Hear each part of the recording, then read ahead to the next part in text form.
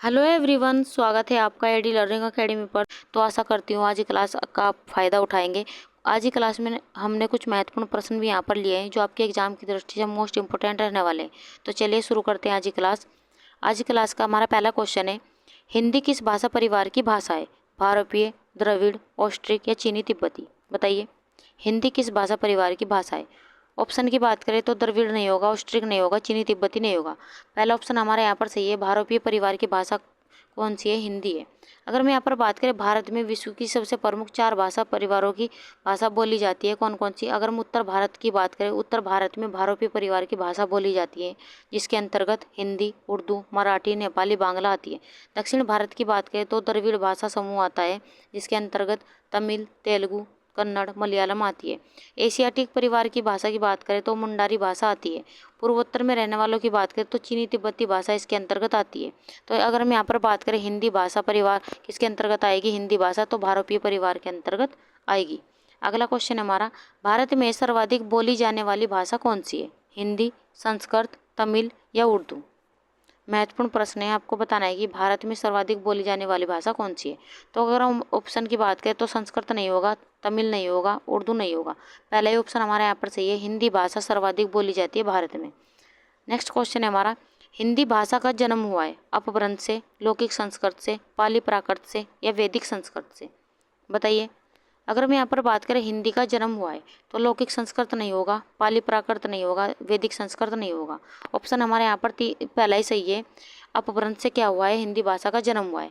अगर हम यहाँ पर बात करें वैदिक संस्कृत से आधुनिक युग तक का हिंदी का जो विकास हुआ है वो किस क्रम में हुआ है? तो अगर हम बात करें तो पहले कौन सी आई? वैदिक संस्कृत। वैदिक वैदिक संस्कृत वैदिक संस्कृत के बाद लौकिक संस्कृत, वैदिक संस्कृत के बाद लौकिक, यहाँ पर संस्कृत, लौकिक संस्कृत के बाद पाली, पाली भाषा, पाली के बाद प्राकृत, पाली के बाद प्राकृत, प्राकृत के बाद अपभ्रंश, अपभ्रंश, अपभ्रंश के बाद अवहट। कहीं कहीं आपको दिया होता है, कहीं कहीं नहीं होता। तो अपभ्रंश के बाद कौन सी आई? अवहट। अवहट, अवहट के बाद हिंदी। तो कहीं कहीं आपको डायरेक्ट अपभ्रंश के बाद भी हिंदी आपको देखने को मिल जाता है। तो यहाँ पर ऑप्शन में यहाँ पर अपभ्रंश दिया गया है। तो यहाँ पर अगर हम इसके क्रम की बात करें, वैदिक संस्कृत, लौकिक संस्कृत, पाली, प्राकृत, अपभ्रंश, अवहट, अवहट के बाद में हिंदी। और यहाँ पर क्या दिया गया है? ऑप्शन में अपभ्रंश दिया गया है। तो यहाँ पर हिंदी का जो जन्म हुआ है किससे हुआ है? यहाँ पर अपभ्रंश से हुआ है। अगला क्वेश्चन है हमारा, निम्नलिखित में से कौन सी बोली अथवा भाषा हिंदी के अंतर्गत नहीं आती? यहाँ पर नहीं पूछा गया है कि हिंदी के अंतर्गत कौन सी बोली या भाषा नहीं आती। कन्नौजी, बांगरू, अवधी या तेलुगु? बताइए, अगर मैं यहाँ पर बात करें ऑप्शन की तो कन्नौजी नहीं होगा, बांगरू नहीं होगा और अवधी नहीं होगा। ऑप्शन है हमारा यहाँ पर तेलुगु सही होने वाला है। तो तेलुगु हिंदी भाषा के अंतर्गत नहीं आएगा। अगर हम तेलुगु की बात करें, ये द्रविड़ भाषा परिवार की भाषा है। द्रविड़ भाषा परिवार की भाषा है। अगला क्वेश्चन है हमारा, हिंदी की विशिष्ट बोली ब्रजभाषा किस रूप में सबसे अधिक प्रसिद्ध है? राजभाषा, तकनीकी भाषा, राष्ट्रभाषा या काव्य की भाषा? यहाँ पर ब्रजभाषा पूछा गया है कि ब्रजभाषा किस रूप में प्रसिद्ध है। अगर हम बात करें राजभाषा के रूप में प्रसिद्ध नहीं है, तकनीकी नहीं होगा, राष्ट्रभाषा नहीं होगा। तो ब्रजभाषा किस रूप में प्रसिद्ध है? काव्य की भाषा के रूप में प्रसिद्ध है। अगर हम यहाँ पर बात करें ब्रजभाषा की, ब्रजभाषा एक भारतीय भाषा है। इसका सबसे अधिक जो प्रसिद्ध रूप है वो दोहे, छंद, गीतों के रूप में क्या है? प्रसिद्ध है। अगर हम 15वीं और 16वीं सदी के अंतर्गत की बात करें तो महाकवि हुए हैं सूरदास जी, तुलसीदास जी, बिहारी रामानंद जी। इनके द्वारा सर्वाधिक इसका उपयोग किया गया है ब्रज भाषा का। अगला क्वेश्चन है हमारा, भारतवर्ष में हिंदी को आप किस वर्ग में रखेंगे? राजभाषा, राष्ट्रभाषा, विभाषा या तकनीकी भाषा? आपको यहाँ पर पूछा गया है कि भारतवर्ष में आप हिंदी को किस वर्ग में रखेंगे। अगर हम बात करें ऑप्शन की तो राष्ट्रभाषा नहीं होगा, विभाषा नहीं होगा, तकनीकी भाषा नहीं होगा। तो हिंदी को किस वर्ग में रखा गया है? तो राजभाषा के रूप में भारत में रखा गया है। अगर हम बात करें राजभाषा का दर्जा इसे कब दिया गया था? तो 14 सितंबर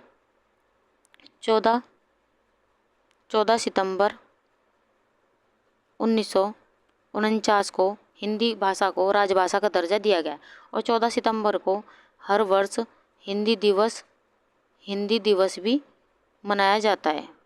तो ये ऑप्शन यहाँ पर आप ध्यान रखते चले गए, 14 सितंबर 1949 को इसे इसका दर्जा प्राप्त हुआ। अगला क्वेश्चन है हमारा, ढूंढाड़ी बोली है पश्चिमी राजस्थान की, पूर्वी राजस्थान की, दक्षिण राजस्थान की या उत्तरी राजस्थान की? बताइए। अगर हम बात करें ऑप्शन की तो पश्चिमी हिंदी पश्चिमी राजस्थान की भाषा नहीं होगा, दक्षिण राजस्थान की नहीं होगा, उत्तरी राजस्थान की नहीं होगा। पूर्वी राजस्थान की भाषा क्या है? ढूंढाड़ी बोली जाती है पूर्वी राजस्थान में। ऑप्शन हमारा यहाँ पर बी सही है। अगला क्वेश्चन है हमारा, फ्रेंड्स हमारी वीडियो हमारा कंटेंट अगर आपको अच्छा लग रहा हो तो लाइक सब्सक्राइब करना ना भूलें और वीडियो को ज़्यादा से ज़्यादा शेयर करिए ताकि और बच्चों को इसका फ़ायदा मिल सके। अगर आप हमसे बेहतर तैयारी करना चाहते हैं तो हमारे चैनल को सब्सक्राइब करिए और बेल आइकन भी दबा लीजिए ताकि समय पर आपको नोटिफिकेशन यहाँ पर मिलता रहे। और हम बस एक प्रयास कर रहे हैं ताकि आपका एक भी क्वेश्चन इससे ना छूटे। और आज की क्लास में हमने ज़्यादातर क्वेश्चन यहाँ पर भाषा से लिए। सभी क्वेश्चन रिपीट होने वाले क्वेश्चन हैं जो बार बार पूछे जाते हैं, तो आपको बड़े ध्यान से देखते हुए चलना है। तो चलिए अब आते हैं अपने क्वेश्चन पर। ब्रजबुली नाम से जानी जाती है पंजाबी, मराठी, गुजराती या पुरानी बांग्ला? आपको यहाँ पर पूछा गया है कि ब्रजबुली नाम से जानी जाती है, कौन सी भाषा ब्रजबुली के नाम से जानी जाती है? अगर हम बात करें ऑप्शन की तो पंजाबी हमारा ऑप्शन नहीं होगा, मराठी हमारा ऑप्शन यहाँ पर नहीं होगा, गुजराती हमारा ऑप्शन यहाँ पर नहीं होगा। तो पुरानी बांग्ला क्या जानी जाती है? ब्रजबुली के नाम से जानी जाती है पुरानी बांग्ला। अगला क्वेश्चन है हमारा, निम्नलिखित में से कौन सी भाषा देवनागरी लिपि में लिखी जाती है? गुजराती, उड़िया, मराठी या सिंधी? आपको यहाँ पर देवनागरी लिपि पूछी गई है कि कौन सी भाषा देवनागरी लिपि में लिखी जाती है। अगर मैं यहाँ पर बात करें ऑप्शन की तो गुजराती हमारा नहीं होगा, उड़िया हमारा नहीं होगा, सिंधी हमारा नहीं होगा। मराठी क्या है? मराठी बोली की जो भाषा है, मराठी भाषा की जो लिपि है वो कौन सी लिपि है? यहाँ पर देवनागरी लिपि है। अगर हम अन्य भाषाओं की देवनागरी लिपि की बात करें तो किन किन भाषाओं की लिपि देवनागरी है? संस्कृत, मराठी, हिंदी, भोजपुरी, नेपाली, कोंकणी, मैथिली, गढ़वाली। तो इन सभी भाषाओं की लिपि कौन सी है? देवनागरी लिपि है। अगला क्वेश्चन है हमारा, एक मने के दुई बेटवे रहीन, ओहो माँ लहूरा अपने बाप से, कहिस दादा धन माँ जवन हमर बाखरा लागत होए तवन हमका दे दा। यह अवतरण हिंदी की किस बोली से है? भोजपुरी, कन्नौजी, अवधी या खड़ी बोली? मोस्ट इंपोर्टेंट लगाते हुए चलेगा, कितने एग्जाम में ये क्वेश्चन यहाँ पर पूछा गया है, बताइए। तो अगर हम यहाँ पर बात करें ऑप्शन की तो यहाँ पर भोजपुरी नहीं होगा, कन्नौजी नहीं होगा, खड़ी बोली नहीं होगा। तो ये पंक्तियाँ ली गई है अवधी भाषा की, क्या है? ये पंक्तियाँ है। तो यहाँ पर ऑप्शन हमारा यहाँ पर सी सही है, अवधी भाषा। अगला क्वेश्चन है हमारा, निम्नलिखित में से कौन सी भाषा संस्कृत भाषा की अपभ्रंश है? यहाँ पर संस्कृत भाषा की अपभ्रंश पूछी गई है। अगर हम बात करें यहाँ पर खड़ी बोली हमारा ऑप्शन यहाँ पर नहीं होगा, ब्रज भाषा हमारा नहीं होगा, अवधी हमारा नहीं होगा। तो यहाँ पर कौन सी भाषा होगी? हमारी पाली भाषा। अगर हम यहाँ पर बात करें तो इसका क्रम कैसे चलता है? तो पहले वैदिक संस्कृत आई, फिर लौकिक संस्कृत, फिर उसके बाद पाली, प्राकृत, अपभ्रंश और उसके बाद में हिंदी। तो यहाँ पर पाली ऑप्शन हमारे यहाँ पर सही है, तो डी ऑप्शन हमारे यहाँ पर सही है। अगला क्वेश्चन है हमारा, अधिकतर भारतीय भाषाओं का विकास किस लिपि से हुआ है? शारदा लिपि, खरोष्ठी लिपि, कुटिल लिपि या ब्राह्मी लिपि? आपको यहाँ पर पूछा गया है कि अधिकतर भारतीय भाषाओं का विकास किस लिपि से हुआ है? अगर हम बात करें ऑप्शन, शारदा लिपि नहीं होगा, खरोष्ठी लिपि नहीं होगा, कुटिल लिपि नहीं होगा। ऑप्शन हमारे यहाँ पर डी सही है, ब्राह्मी लिपि से सर्वाधिक भारतीय भाषाओं का विकास हुआ है, ब्राह्मी लिपि। ऑप्शन हमारा डी सही है। अगला क्वेश्चन है हमारा, हिंदी भाषा किस लिपि में लिखी जाती है? गुरुमुखी, ब्राह्मी, देवनागरी या सौराष्ट्री? आपको यहाँ पर पूछा गया है कि हिंदी भाषा की लिपि कौन सी लिपि है? अगर हम बात करें ऑप्शन की तो यहाँ पर हमारा ऑप्शन गुरुमुखी नहीं होगा, ब्राह्मी नहीं होगा, सौराष्ट्री नहीं होगा। देवनागरी लिपि में कौन सी लिखी जाती है? तो हिंदी भाषा लिखी जाती है। गुरुमुखी की बात करें तो ये किस भाषा की लिपि है? तो ये पंजाबी भाषा की लिपि है। गुरुमुखी पंजाबी भाषा की लिपि है। अगला क्वेश्चन है हमारा, वर्तमान हिंदी का प्रचलित रूप है। यहाँ पर वर्तमान हिंदी का प्रचलित रूप पूछा गया है, अवधी, ब्रजभाषा, खड़ी बोली या देवनागरी? बताइए। वर्तमान हिंदी का प्रचलित रूप, ऑप्शन की बात करें तो अवधी नहीं होगा, ब्रजभाषा नहीं होगा, देवनागरी नहीं होगा। ऑप्शन हमारे यहाँ पर सी सही है, खड़ी बोली वर्तमान हिंदी का प्रचलित रूप है। ब्रजभाषा मथुरा साइड में यहाँ पर बोली जाती है। तो ऑप्शन हमारे यहाँ पर सी सही है, खड़ी बोली इसका क्या है? प्रचलित रूप है। अगला क्वेश्चन है हमारा, हिंदी भाषा की बोलियों के वर्गीकरण के आधार पर छत्तीसगढ़ी बोली है पूर्वी हिंदी, पश्चिमी हिंदी, पहाड़ी हिंदी या राजस्थानी हिंदी? आपको यहाँ पर पूछा गया कि छत्तीसगढ़ी बोली किसके अंतर्गत आएगी? बताइए। अगर हम बात करें ऑप्शन की तो पश्चिमी हिंदी के अंतर्गत नहीं आएगी, पहाड़ी हिंदी के अंतर्गत नहीं आएगी, राजस्थानी के अंतर्गत नहीं आएगी। तो ये किसके अंतर्गत आएगी? छत्तीसगढ़ी बोली किसके अंतर्गत आएगी? पूर्वी हिंदी के अंतर्गत आएगी। अगर हम बात करें पूर्वी हिंदी, तो पूर्वी हिंदी के अंतर्गत 3 बोलियां आती है। 3 बोलियां आती है। कौन कौन सी? तो अवधी,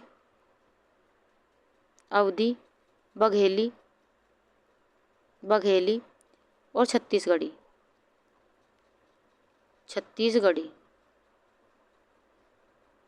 तो यहाँ पर कौन कौन सी बोली आएगी? तो यहाँ पर अवधी, बघेली और छत्तीसगढ़ी, ये पूर्वी हिंदी की बोलियाँ हैं।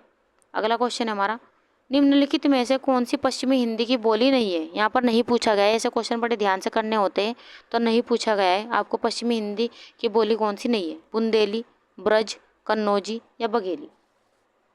तो जैसा कि मैंने आपको अभी बताया पिछले क्वेश्चन में, तो यहाँ पर बुंदेली हमारा ये किसके अंतर्गत? पश्चिमी हिंदी के अंतर्गत आएगी। ब्रजभाषा भी आएगी, कन्नौजी भी आएगी, लेकिन यहाँ पर नहीं पूछा गया है, तो यहाँ पर बघेली हमारा यहाँ पर सही होने वाला है। तो बघेली किसके अंतर्गत आएगी? पूर्वी हिंदी के अंतर्गत आएगी।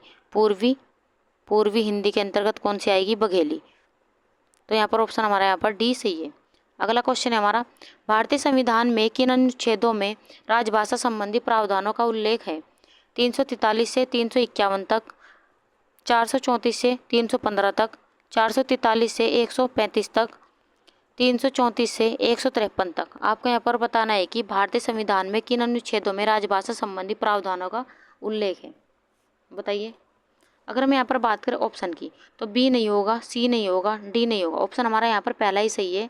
343 से 351 तक ये सभी क्या है? भाषा संबंधी प्रावधान इन अनुच्छेदों में दिया गया है। तो ऑप्शन हमारा यहाँ पर पहला ही सही है। अगला क्वेश्चन है हमारा, दक्षिण भारत हिंदी प्रचार सभा का मुख्यालय कहाँ पर स्थित है? हैदराबाद, बंगलोर, चेन्नई या मैसूर। आपको यहाँ पर पूछा गया है कि दक्षिण भारत हिंदी प्रचार सभा का मुख्यालय कहाँ पर स्थित है, बताइए कहाँ पर स्थित है। ऑप्शन की बात करें तो हैदराबाद में नहीं है, बेंगलोर में नहीं है, मैसूर में नहीं है। तो ऑप्शन हमारा यहाँ पर सी सही है। चेन्नई मद्रास में क्या है? इसका मुख्यालय स्थित है। अगला क्वेश्चन है हमारा, हिंदी भाषा के विकास का सही अनुक्रम कौन सा है?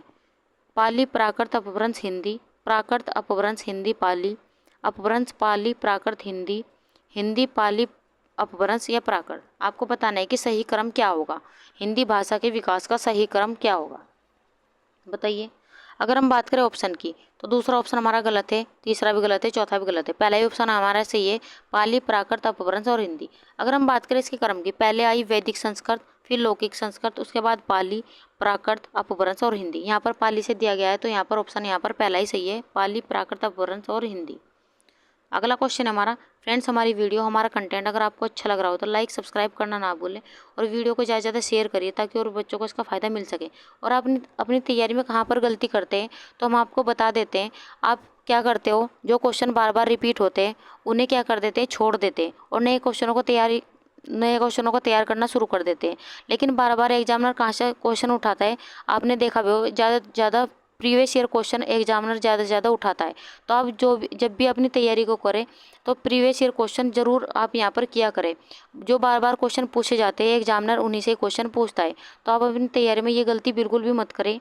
तो आप अपनी तैयारी में प्रीवियस ईयर क्वेश्चन को ज़रूर शामिल करें, तो इससे क्या है आपकी तैयारी बेहतर होगी और आप मेरिट में यहाँ पर आप आ सकते हो। तो चलिए अब आते हैं अपने क्वेश्चन पर। संविधान के अनुच्छेद 351 में किस विषय का वर्णन है? संघ की राजभाषा, उच्चतम न्यायालय की भाषा, पत्राचार की भाषा, हिंदी के विकास के लिए निर्देश। यहाँ पर आपको पूछा गया है कि संविधान के अनुच्छेद 351 में किस विषय का वर्णन है, बताइए किस विषय का वर्णन है। अगर हम यहाँ पर बात करें ऑप्शन की, तो संघ की राजभाषा का नहीं है, उच्चतम न्यायालय की भाषा का नहीं है, पत्राचार का नहीं है, तो ऑप्शन हमारे यहाँ पर डी सही है। हिंदी के विकास के लिए निर्देश किस में दिए गए? 351 में, अनुच्छेद 351 में दिए गए। ऑप्शन हमारे यहाँ पर डी सही है। अगला क्वेश्चन है हमारा, ब्रजभाषा है पूर्वी हिंदी, पश्चिमी हिंदी, बिहारी हिंदी या पहाड़ी हिंदी। आपको बताना है कि ब्रजभाषा क्या है। अगर हम बात करें ब्रजभाषा कहाँ पर बोली जाती है, तो पूर्वी हिंदी के अंतर्गत नहीं आएगी, बिहारी के अंतर्गत नहीं आएगी, पहाड़ी के अंतर्गत नहीं आएगी। तो ऑप्शन हमारे यहाँ पर बी सही है। पश्चिमी हिंदी के अंतर्गत कौन सी भाषा आएगी? ब्रजभाषा आएगी। अगला क्वेश्चन है हमारा, मगही किस उपभाषा की बोली है? राजस्थानी, पश्चिमी हिंदी, पूर्वी हिंदी या बिहारी। आपको मगही भाषा पूछी गई है, किस उपभाषा के अंतर्गत बोली जाती है। अगर हम बात करें किस उपभाषा की बोली है, तो राजस्थानी की नहीं होगी, पश्चिमी हिंदी की नहीं होगी, पूर्वी हिंदी की नहीं होगी। तो ये क्या है, बिहारी उपभाषा की बोली कौन सी है, मगही। मगही क्या है, बिहारी उपभाषा की बोली। ऑप्शन हमारा यहाँ पर डी सही है। अगला क्वेश्चन है हमारा, हिंदी खड़ी बोली किस अपभ्रंश से विकसित हुई है, मागधी, अर्धमागधी, शौरसेनी या ब्राह्मण। बताइए, हिंदी खड़ी बोली किस अपभ्रंश से विकसित हुई है। ऑप्शन की बात करें तो मागधी नहीं होगा, अर्धमागधी नहीं होगा, ब्राह्मण नहीं होगा। तो ये क्या किससे हुई है, हिंदी खड़ी बोली किस अपभ्रंश से हुई है, तो शौरसेनी अपभ्रंश से क्या हुआ है, विकसित हुई है। ऑप्शन हमारा सी सही है। अगला क्वेश्चन है हमारा, भाषा के आधार पर भारतीय राज्यों की पुनः संरचना की गई थी, 1952 ईस्वी में, 1953 ईस्वी में, 1954 ईस्वी में, 1956 ईस्वी में। आपको यहाँ पर बताना है कि भाषा के आधार पर भारतीय राज्यों की पुनः संरचना की गई थी, किस वर्ष में की गई थी। तो ऑप्शन की बात करें 1952 नहीं होगा, 53 नहीं होगा, 54 नहीं होगा। ऑप्शन हमारा डी सही है, 1956 में क्या हुई थी, पुनः संरचना हुई थी भाषा के आधार पर भारतीय राज्यों की। अगर हम यहाँ पर बात करें भाषाई आधार पर बनने वाला पहला राज्य कौन सा है, तो भाषाई आधार पर पहला राज्य बनने वाला कौन सा है, तो आंध्र प्रदेश। आंध्र प्रदेश क्या है, भाषाई आधार पर बनने वाला पहला राज्य है। ये क्वेश्चन कितने एग्जाम में पूछा गया है। अगला क्वेश्चन है हमारा, भाषाई आधार पर सर्वप्रथम किस राज्य का गठन हुआ है, पंजाब, जम्मू कश्मीर, राजस्थान या आंध्र प्रदेश। यहाँ पर पूछा गया है कि भाषाई आधार पर सर्वप्रथम किस राज्य का गठन हुआ। तो किस राज्य का गठन हुआ था, तो पंजाब का ऑप्शन नहीं होगा, कश्मीर नहीं होगा, राजस्थान नहीं होगा। अपभ्रंश यहाँ पर आंध्र प्रदेश यहाँ पर सही है। सॉरी फ्रेंड्स, यहाँ पर आंध्र प्रदेश आपका आंसर सही होने वाला है। भाषाई आधार पर सर्वप्रथम जो राज्य गठन हुआ था जिस राज्य का, वो कौन सा राज्य था, आंध्र प्रदेश। ये ऑप्शन यहाँ पर सही है और कितनी एग्जाम में ये क्वेश्चन यहाँ से पूछा गया है। अगला क्वेश्चन है हमारा, बघेली बोली का संबंध किस उपभाषा से है, राजस्थानी, पूर्वी हिंदी, बिहारी या पश्चिमी हिंदी। आपको यहाँ पर पूछा गया है कि बघेली बोली का संबंध किस उपभाषा से है। अगर हम बात करें ऑप्शन की, तो राजस्थानी यहाँ पर नहीं होगा, बिहारी नहीं होगा, पश्चिमी हिंदी नहीं होगा। ऑप्शन हमारा बी सही है। बघेली बोली का संबंध किस उपभाषा है, तो पूर्वी हिंदी के अंतर्गत कौन सी आएगी, तो बघेली आएगी। अगर हम बात करें पूर्वी हिंदी के अंतर्गत आने वाली यहाँ पर उपभाषा होगी, तो अवधी, बघेली और छत्तीसगढ़ी, ये क्या पूर्वी हिंदी के अंतर्गत आने वाली उपभाषा है। अगला क्वेश्चन है हमारा, किस तिथि को हिंदी को राजभाषा बनाने का निर्णय लिया गया था, 15 अगस्त 1947, 26 जनवरी 1950, 14 सितंबर 1949, 14 सितंबर 1950। आपको यहाँ पर बताना है कि किस तिथि को हिंदी को राजभाषा बनाने का निर्णय लिया गया था, बताइए। अगर हम बात करें ऑप्शन की, तो पहला ऑप्शन हमारा नहीं होगा, दूसरा नहीं होगा, चौथा नहीं होगा, तीसरा ऑप्शन हमारे यहाँ पर सही है। हिंदी को राजभाषा बनाने का निर्णय 14 सितंबर 1949 को लिया गया था और संविधान के अनुच्छेद 343 से 351 तक हिंदी भाषा के संबंध की व्यवस्था की गई है। अगर हम बात करें हिंदी भाषा का जो व्यवस्था की गई है कि कौन कौन से अनुच्छेद में, 343 से 351 तक की गई है और इसका राजभाषा बनाने का निर्णय कब लिया गया था, तो 14 सितंबर 1949 को लिया गया था। अगला क्वेश्चन है हमारा, वर्ष 1955 ईस्वी में गठित प्रथम राजभाषा आयोग के अध्यक्ष थे, बीजी खेर, सुनीति कुमार चटर्जी, बीजी पंत, पी सुब्बोरोयान। आपको बताना है कि यहाँ पर जो 1955 में प्रथम राजभाषा आयोग गठित हुआ था उसके अध्यक्ष कौन थे, बताइए। अगर हम बात करें ऑप्शन की, तो यहाँ पर दूसरा ऑप्शन नहीं होगा, तीसरा नहीं होगा, चौथा नहीं होगा, पहला ही ऑप्शन है हमारा सही है, बीजी खेर प्रथम राजभाषा आयोग के अध्यक्ष थे। अगर हम बात करें इनका पूरा नाम भी पूछा जाता है तो बाल गंगाधर खेर, बाल गंगाधर खेर इनका क्या है, पूरा नाम है। अगर हम बात करें इस आयोग में कितने सदस्य थे, तो 21 इसमें सदस्य थे और उस समय राष्ट्रपति कौन थे, हमारे राजेंद्र प्रसाद जी क्या थे, राष्ट्रपति थे और ऑप्शन हमारे यहाँ पर पहला सही है। अगला क्वेश्चन है हमारा, भारतीय संविधान की 8वीं अनुसूची में शामिल भाषाओं की संख्या है, 14, 15, 18 या 22। बताइए कितनी भाषाओं को शामिल किया गया है 8वीं अनुसूची में। अगर हम यहाँ पर बात करें तो पहला ऑप्शन हमारा नहीं होगा, 15 नहीं होगा, 18 नहीं होगा, तो 22 भाषाओं को भारतीय संविधान की 8वीं अनुसूची में शामिल किया गया। ये क्वेश्चन कितने एग्जाम में यहाँ से पूछा गया है। अगला क्वेश्चन है हमारा, हिंदी की आदि जननी है, संस्कृत, पाली, प्राकृत, अपभ्रंश। आपको यहाँ पर पूछा गया है कि हिंदी की आदि जननी कौन सी भाषा है। अगर हम बात करें हिंदी की आदि जननी, ये क्वेश्चन कितने एग्जाम में पूछा गया है, तो पाली नहीं होगा, प्राकृत नहीं होगा, अपभ्रंश नहीं होगा। तो हिंदी भाषा की जो आदि जननी भाषा है वो कौन सी है, संस्कृत भाषा है। अगला क्वेश्चन हमारा, निम्नलिखित में कौन भारतीय परिवार की भाषा नहीं है। यहाँ पर नहीं पूछा गया है कि कौन सी भारतीय परिवार की भाषा नहीं है, मराठी, गुजराती, मलयालम या हिंदी। बताइए कौन सी भारतीय परिवार की भाषा नहीं है। अगर हम बात करें मराठी की, ये भी इसके अंतर्गत आएगी, गुजराती भी आएगी, हिंदी भी आएगी, लेकिन मलयालम ये इसके अंतर्गत आने वाली भाषा नहीं है। भारतीय परिवार की भाषा मलयालम नहीं है। ये किसके अंतर्गत आएगी, ये द्रविड़ परिवार की भाषा है। द्रविड़ परिवार की भाषा मलयालम, तेलुगु, कन्नड़ ये सभी किसके अंतर्गत आएगी, द्रविड़ परिवार की भाषा के अंतर्गत आएगी। तो ऑप्शन हमारे यहाँ पर सी सही है। अगला क्वेश्चन है हमारा, हिंदी दिवस किस दिन मनाया जाता है। यहाँ पर पूछा गया है कि हिंदी दिवस कब मनाया जाता है, 11 जून, 14 सितंबर, 28 सितंबर या 10 अक्टूबर। बताइए हिंदी दिवस किस दिन मनाया जाता है। अगर हम बात करें ऑप्शन की, तो 11 जून हमारा नहीं होगा, 28 सितंबर नहीं होगा, 10 अक्टूबर नहीं होगा। ऑप्शन हमारा यहाँ पर बी सही है, हिंदी दिवस 14 सितंबर को मनाया जाता है। अगर हम बात करें हिंदी भाषा को जो राजभाषा का दर्जा मिला वो 14 सितंबर तो कब मिला था, 14 सितंबर 1949 को राजभाषा का दर्जा किसे मिला था, हिंदी को। तो ऑप्शन हमारे यहाँ पर बी सही है, 14 सितंबर को हिंदी दिवस मनाया जाता है। तो फ्रेंड्स ये थे हमारे आज के क्वेश्चन। आज की क्लास हमारी आपको कैसी लगी उसके बारे में आप हमें कमेंट बॉक्स में ज़रूर बताएं। हमारी वीडियो आपको अच्छी लगी, हमारा कंटेंट आपको कैसा लगा, कमेंट बॉक्स में आप ज़रूर लिखा करें, ताकि हमें भी मोटिवेशन मिलता रहे और हम आपके लिए बेहतर से बेहतर कंटेंट आपको यहाँ पर प्रोवाइड करा सकें। तो चलिए मिलते हैं ऐसी वीडियो के साथ में नेक्स्ट वीडियो में। तब तक के लिए आप खुश रहिए, अपने माता पिता का सम्मान कीजिए। वीडियो देखने के लिए थैंक यू।